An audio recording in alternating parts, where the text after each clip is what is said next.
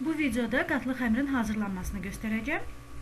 Bu xəmir onunla seçilir ki, bunu uzun müddət buzxanada saxlamaq olur və istənilən zaman istifadə etmək olur. 2 yumurtaya 1 çay qaşığı duz əlavə etmək lazımdır.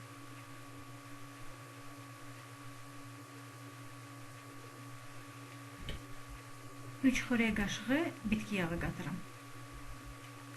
Və sonradan 3 xörək qaşığı sirkə əlavə edirəm.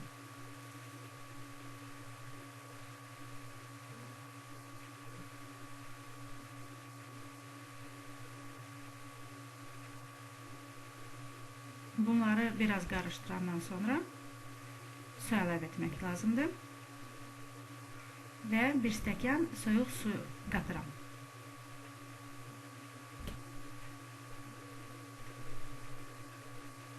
Yaxşıca qarışdırdıqdan sonra 1 kiloqram un əlavə etmək lazımdır.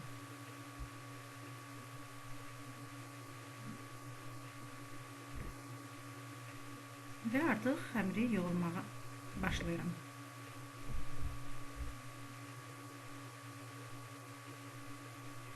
Xəmiri yaxşıca yoğurmaq lazımdır. Nə qədər çox yoğursaq, o qədər yaxşıdır.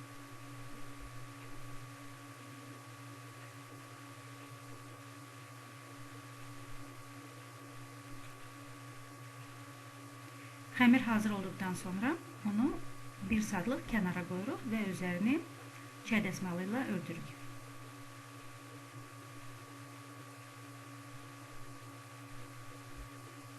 Bir saat keçdikdən sonra xəmiri 4 hissəyə bölmək lazımdır.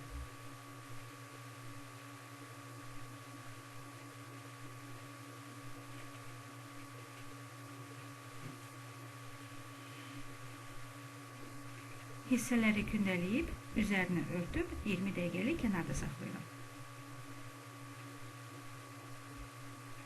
20 dəqiqə keçdikdən sonra kündələr açılır və yağlanır.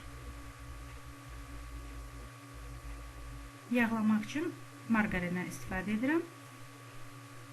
500 qram marqarin lazımdır və onu 12 hissəyə bölmək lazımdır. Çünki 4 kündəmiz var və hər kündə 3 dəfə açılıb yağlanmalıdır.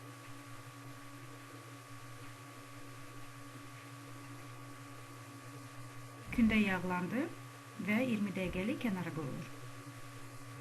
20 dəqiqə keçdikdən sonra bu proses təkrarlanır. Xəmir yenidən açılır və yenidən yağlanır. Xəmiri büküb yenidən 20 dəqiqəlik kənara qoyuram. 20 dəqiqə keçdikdən sonra yenidən həmin hərəkətləri təkrarlamaq lazımdır. Sonra 1 saatlıq xəmir kənarda qalır və artıq onu paketə qoyub soyuducuda saxlamaq olar, buzxanada.